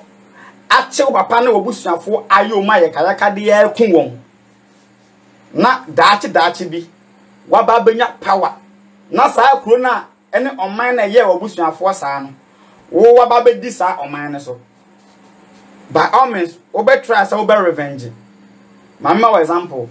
on say Esther time Esther the book of Esther na akwa e fa ne Haman ena na Haman no na odwa jiwfo pa enti no person ka enka enye Nyankopon adaroma ena oma Esther ba mu a enka Haman mias kum jiwfo nyina adenti na Haman person kum jiwfo ni nyina sa ma me ka asem ncho se de be ya obeti ase na ye tichi abade enti a abrofo no edwa blacks enya America nko awo dabi I will show you the reason why ye the Bible ebeto ho na ya history nim ye wadesua pi de enti na Haman na odwa ijiwfo no ne a no person ka ye kum jiwfo nyina okoye itumi ewo ohen Ahasuerus ho sa ohen Ahasuerus no at that time no ye Persia king and odi wiase nyina so ena na Esther ne queen ba na Haman no nso ne na ba mu panyimfo nim baako ya na Haman no nso power Haman benya power no or try say e could be used to power no against Jewfo asembisa ne say adenti na Haman e pese obenya atumi wo Persia kingdom no pese o take because Persia kingdom no edi wiase nyina so ena Haman no nso abenya power e wo Persia kingdom nim tienie enti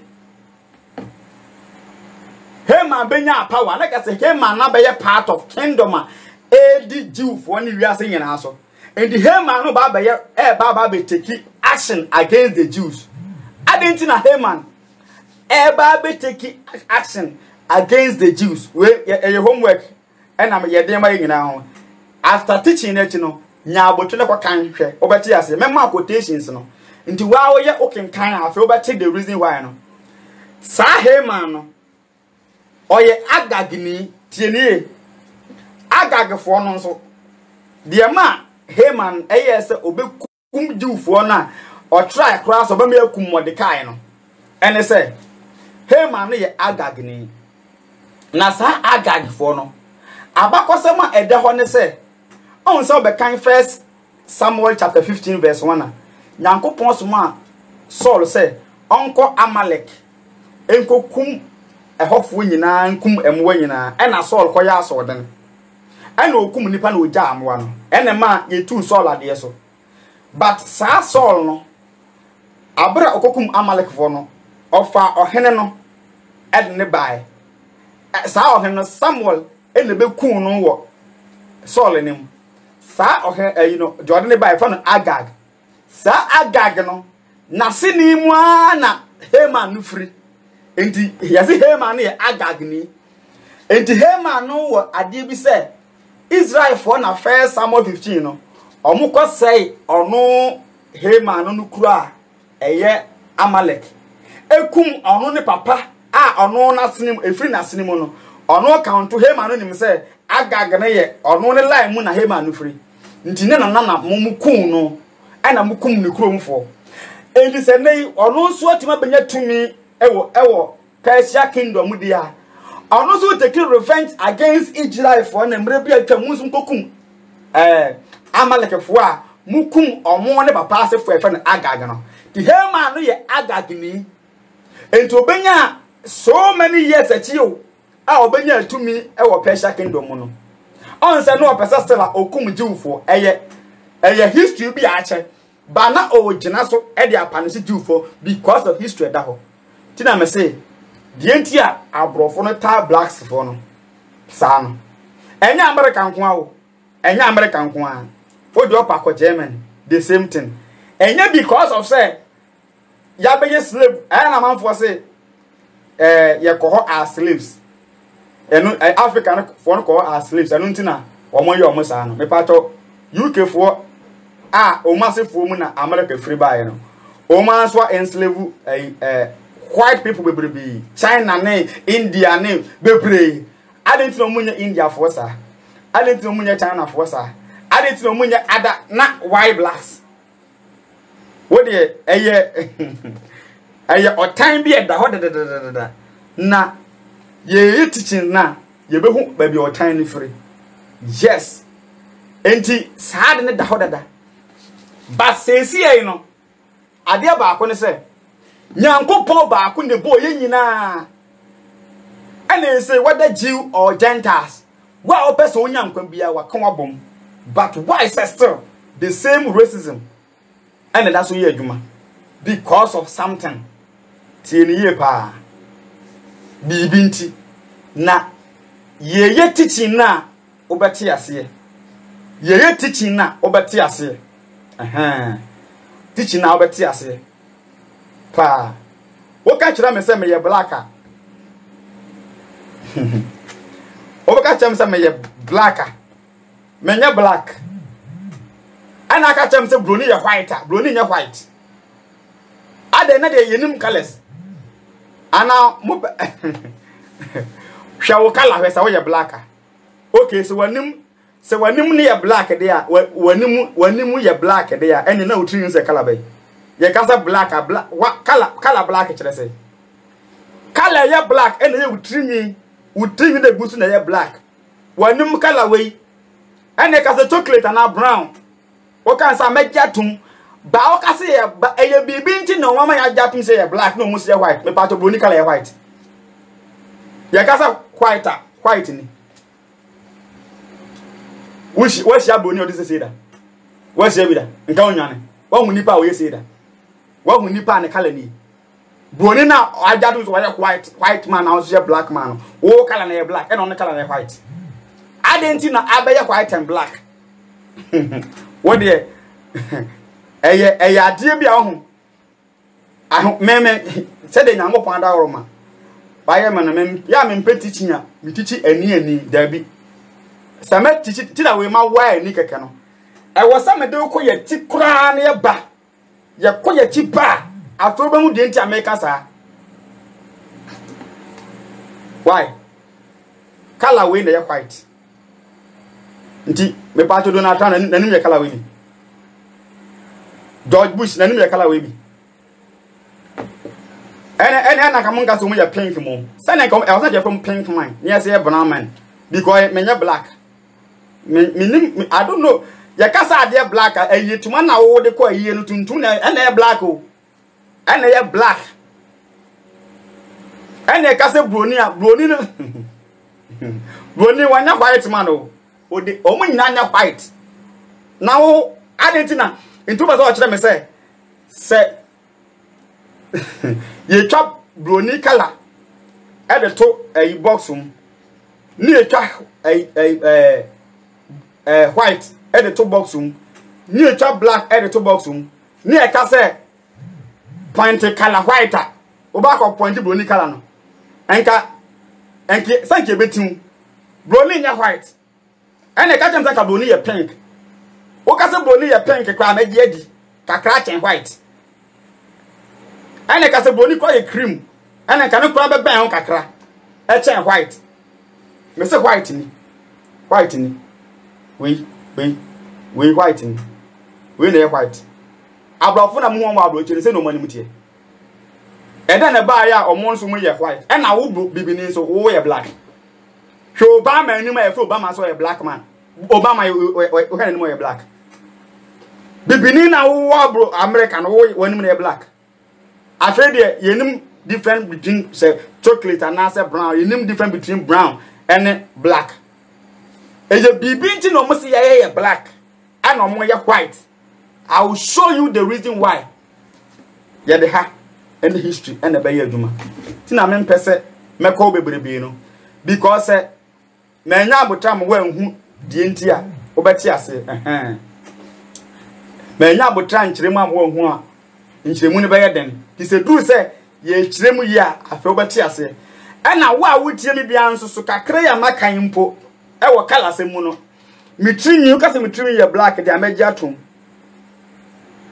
color we o ka say ye black amenyi ntum da ayi atale wenye black the same thing na me honam we ene cocoa ye di cocoa ye de ba ye chocolate ndi chocolate no ye ka say chocolate color ana anintina udi ayi Milo a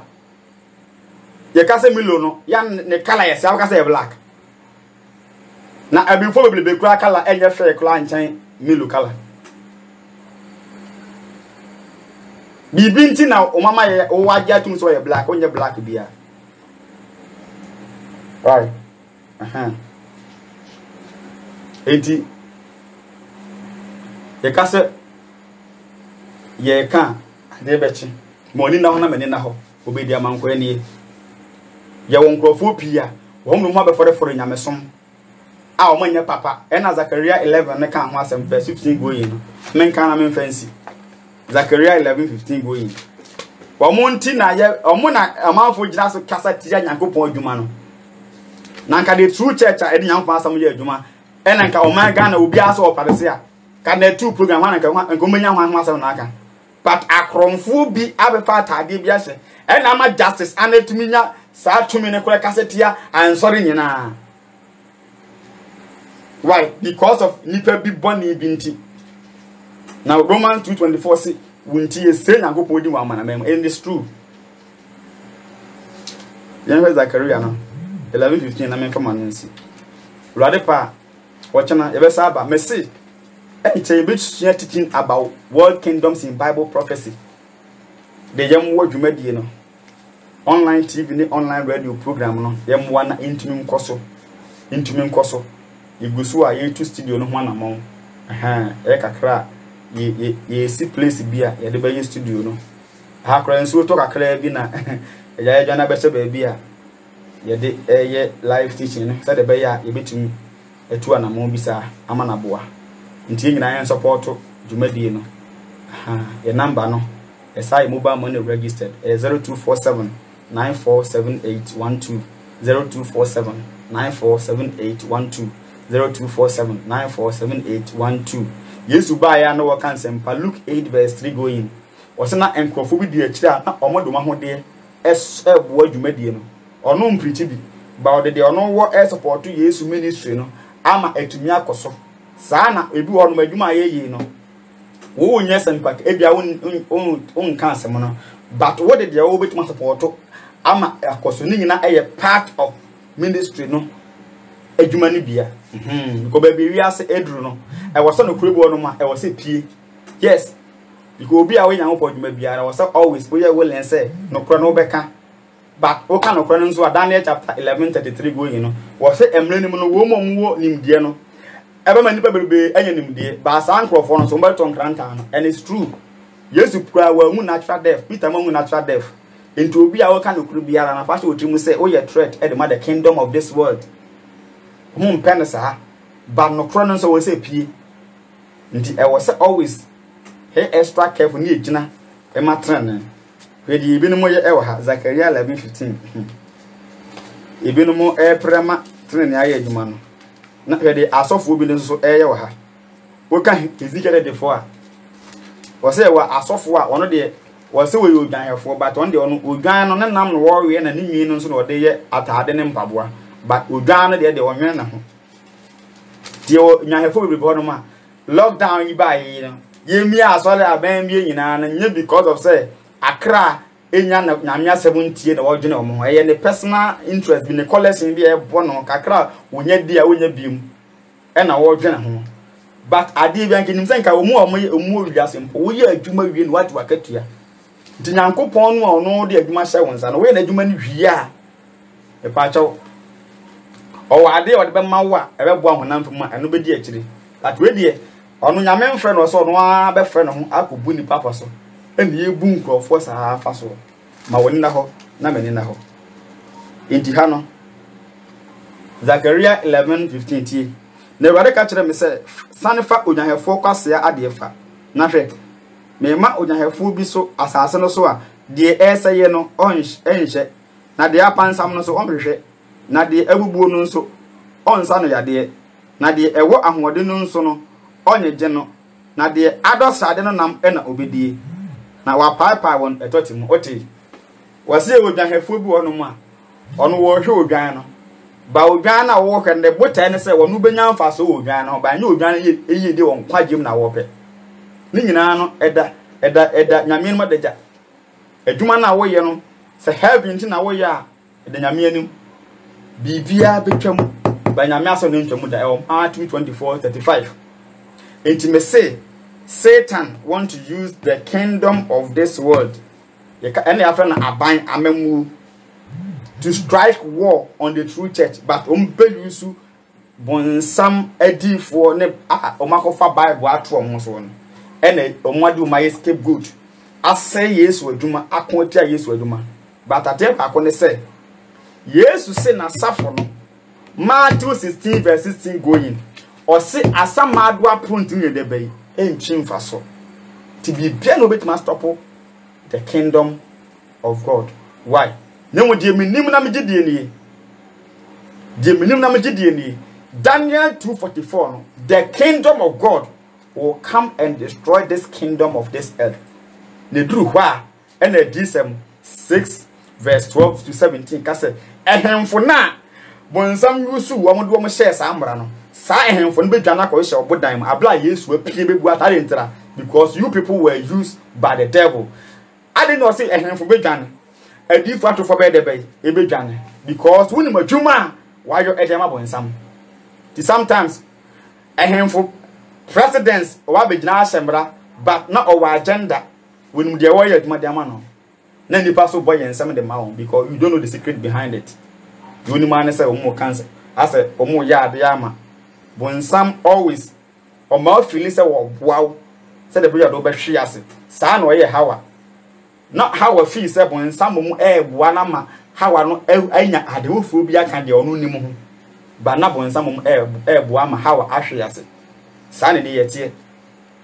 but a deceptive way into a enada ye kasa obi dada wa what is enada ne say ube believe say eyentro no otu ho anamon sorry ube believe entro ne say eyenokore na watu ho anamon but at the end of the day na obenwu si ada wo no eye time a obenwu say eyenkontompo sa na tie how hu say bonsam ada no na aduaba no wa wi enti we enkrofo bi wono ma oh Jesus never existed ada obenwu say Yesu etiase no Yesu as say no na sa common sense ni no awu awi a ni wu achi no bo say eh say wo ha ampa ba na too late osenkafo 12 verse 1 say kai wo bofo e wo mrant birim ansa da bon naba na ade ba ko a bufu kra o common sense for ho ne say ono be ka say tia God of the Bible owi a no akako endorse abosom nyame anipa de nsa na anwene na tie bi esi wa wo de danse na ma wontimi ndie no obi a wo so wo common sense na wo so wunyansa mu do na ade a wa nwene no asa akoto no say eyi unyame we okay with that okwa komfo ncha komfo ka say tia bi ndie and we okay with it but sika ye ya bo nyame adwuma de o problem ho ntina ono aka say o work for Satan no. Yes, because adwuma we dey 1 John 3 verse 7 go yin o say do ye papa no ofri Yesu do ye boni free bon samti Yesu so ba say obese bon sam adwuma nti moni na ho ma say bi say na mabusa ay say bon sam person was strike war e wo Nyankopon adwuma no so ba hwe Matthew 87 o say ntudua ntiwi ase ni obi yesu ntudua do yesu ntudua na ye de wowo ma o nwi Nyankopon de na otwe nipa de o person nipa ho interest nti ade a wo ya wow interest no you are working for Satan na emwo Nyankopon adwuma ebi na Peter wo ka che Yesu say eguo no ma ne ma wo so Peter adwen say what do Yesu ba na Peter no adwen interest bia e wo ponam fam because adwen mo nem do ebi o de Yesu nam no onya ni nya bi fire ho na da ati bi ko wi a me dey but onwuni Nyankopon etrim po a wo Yesu ho a Nyankopon de be hye ono no ho ni mo nyam isanete enti wo a wo ye gidi ni no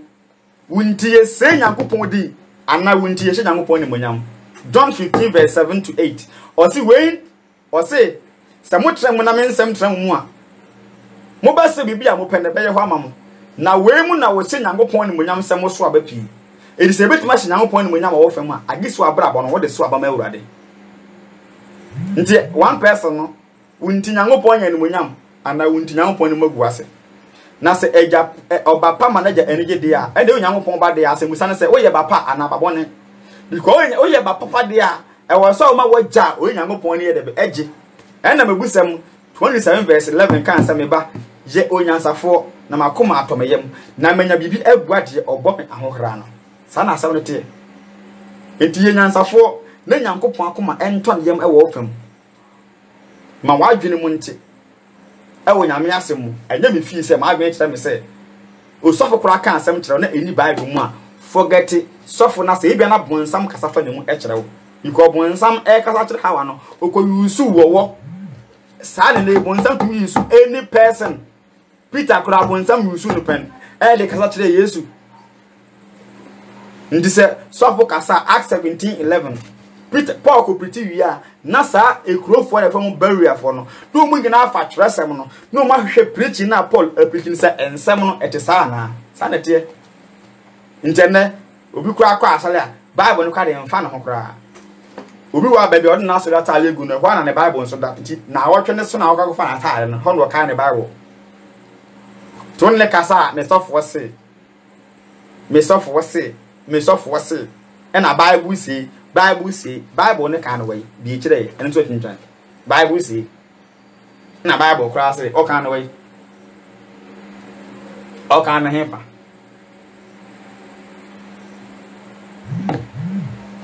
eye nanka sofo no ensore man ani abre nkwanje nanka mu bie Bible nim e de question asofo no a ka say anything can so ado say no ka bebele be ja ko issue be ka duma na nka kire because ono asol na oba de no obia musa ne question bi emu odu bia obia musa ne question bi aye yi bia ti ono mfa na ho e dey you are blessed amen no no anno obekanfo Yesu no asebo nsama kire no anno no because only preaching na we preach no which means say quotation they were quote but they were kind na stories bra sister it's about time we shall nkwaje akiri kwan no prayer ba ko pe nkwaje akiri kwan baby wiase do no baby wiase do se si ankasa Christosum is in crisis embro mba ba yesha no odie me mpese ma bone ma so me pese ye the Bible ne to from world kingdoms in Bible prophecy o be share say from Nimrod the Nimrod ye wiase ne aba the Egyptian Empire yoye near the basa no what anema see no baby and the wiase soko say bon samba akona o use Nimrod no man they those kingdoms na the same bon sama no use the Roman Empire through United Nations no a pass laws na o man pagin so agiatum no the man for na sanity COVID-19 by the na go for the bia na protocol a free United a World Health Organization a protocol do no akata particular a protocol enye ono na ye bibia eye saa na yese wonye no saa na woso ye no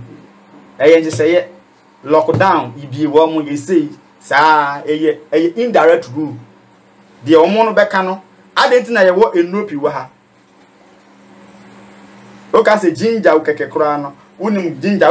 o yam ginger na wo de emu nsuo no egu onu mu nsuo no saa na unim de betimi how ebetimi aye wo immune system no fam but we are for nyina yidin twen vaccine adentra omo twen de omo mpan fo be kan kire won nti saa wo local we ndede eye ball akra wo man because the omo twen de omo nyame no e be recommend de ama won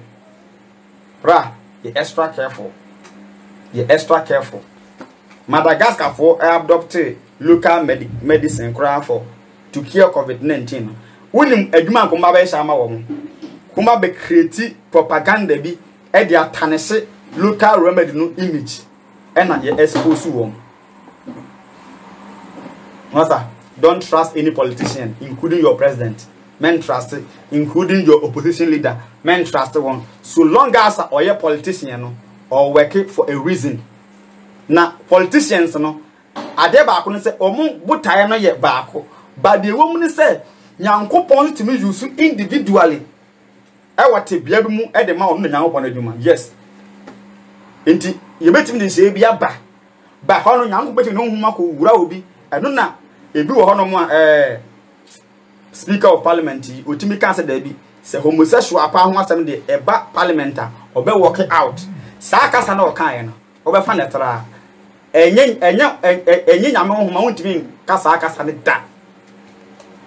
Inti Yankupon to me work it. Then our bonfire. Now bonfire ma man pengine say do omunyina work for one agenda there but nyankopon fa ne santo wo man pengine ne me man pengine so said ye be ya ye betuma so nyankopon no kuro ma yaso ma doye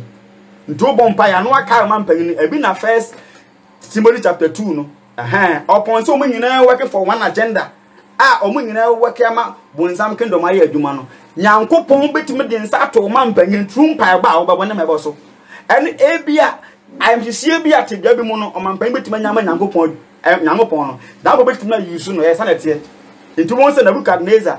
any Darius Mono, or moving an hour when some kingdom dear, but no Yankopon to me you sue the bois Daniel Mono. Sana Yanity, and Tibena individuals dear, almost say politics name dear, but Yankopon to me you sue on edit you on an agenda, not that boom we say at work. Ebina 19 komoden kran mon kwa chire kran no akra class 1 and class 4 today must comprehensive sexuality education sense ken kwa chire kran no akra keto 4 years when dey esen gogosia ye draw be ma to so na draw ba dey ato so yes won name pass ndiga sa asem we koso a emra ena ka Ghana aban nyame mpie no amana mo anto atwe na ansa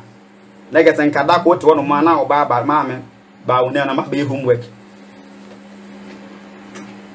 na geto obe draw na sa comprehensive sexuality education no homework ye de ma ba de no ba be no fi but sadly we hu ade de ai omo ye papa ye beka bone na so no ye beka di sam pai bo no e na bo na pressure from above no e ba Nyankopon de nsa ato wo man panyin me man panyin so se omo mpia ntumu eno ne mpaya okwa boma en na wo first Timothy chapter 2 verse 1 go yin no se ye mo mpaya nsere ma ye hemfo en ye mpanyimfo se de ba yibituma so Nyankopon ma yaso ma do ye biko abrofo ne de wo mo nyanya problem ne nya wo man panyin na oha no free no abrofo no mo ma ye wagbe so mo ne bonsam na ato abasako mu na bonsam afo mo so awuru wiase eno ma be capture ye man panyimfo no di yen so no mo police no maheni e de ama ye ne omo di so into kai man panyin no e wo mpaibom do we nya ada pa twasem nya atum di kai no mpaibom bisa de bia na nya honam na ye honhom into ade bo no ma ono kra no honhom pe ba honam na emre onyanko be onye ba bibi pressa no into bompa ye man na nyampon no akoduro nya aduma sa na tie o ka se Daniel obompa ya no nkai pa Asia ken because one kind na wo mpabo mu a obetuma enka bansa na nka Persia kena ono adwuma obonsa na o sa pe Daniel asem eye pa ya na Daniel bo se nyankopon fa ne santo na koma so se de be ya mbra biem obese kra enkoye mbra ebetia yen ama ye nyame som no etima som no asomdie mu enti se police on be so mo de ba no eye from above tina me che se yesunya ye beti de ntia abrofo no wo mu dwa bibifo saa no yes the whole world because what country bia because what peja but Africa second continent way o ma mu apeja o enye na nsan dia bra e ba kura be che kakransa yes because ekuta history bi na yesunya ho ade a obete ase ye de wasi ye de mosi wa ha e mu bi nya wo ho asem ka emfa mu nyankopon ne mase e basa wunti ya se nyankopon din e basa wunti nyamesom pa ne mogu ase ba ye me nyankopon nya ne munyam se wafra ya ba ne nchen ne ye ne ma ne nyankopon ne munyam ntana ye nso na ahyerade ne munyam de mosi wa ha obedia manko ani obedia radio and TV page ne like e be kakra e be live teaching the first page no na se da de bia ka no ye support dwumadie no na ko ne asanyene mu no teachings ne dawson a various teaching bebrebe teachings de radepa ebe every blessed day enkramofo de nyina nso de beba bonsam na wa hiche no bebrebe ebe chire omo so side how abonsam so fa ho no mo a wode say nipa wo wiase se de ye ka aha no mo de no ni nyina no is about time the truth must be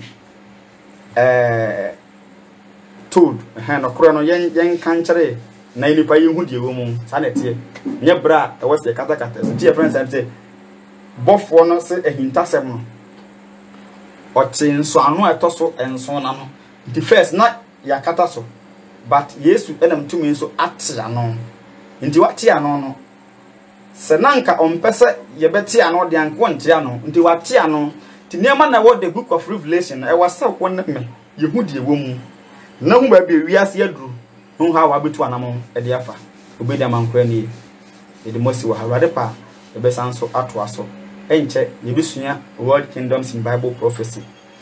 your numbers in the teachings ni bia ye de ma WhatsApp so free uma WhatsApp message ni bia also teachings ni bi e free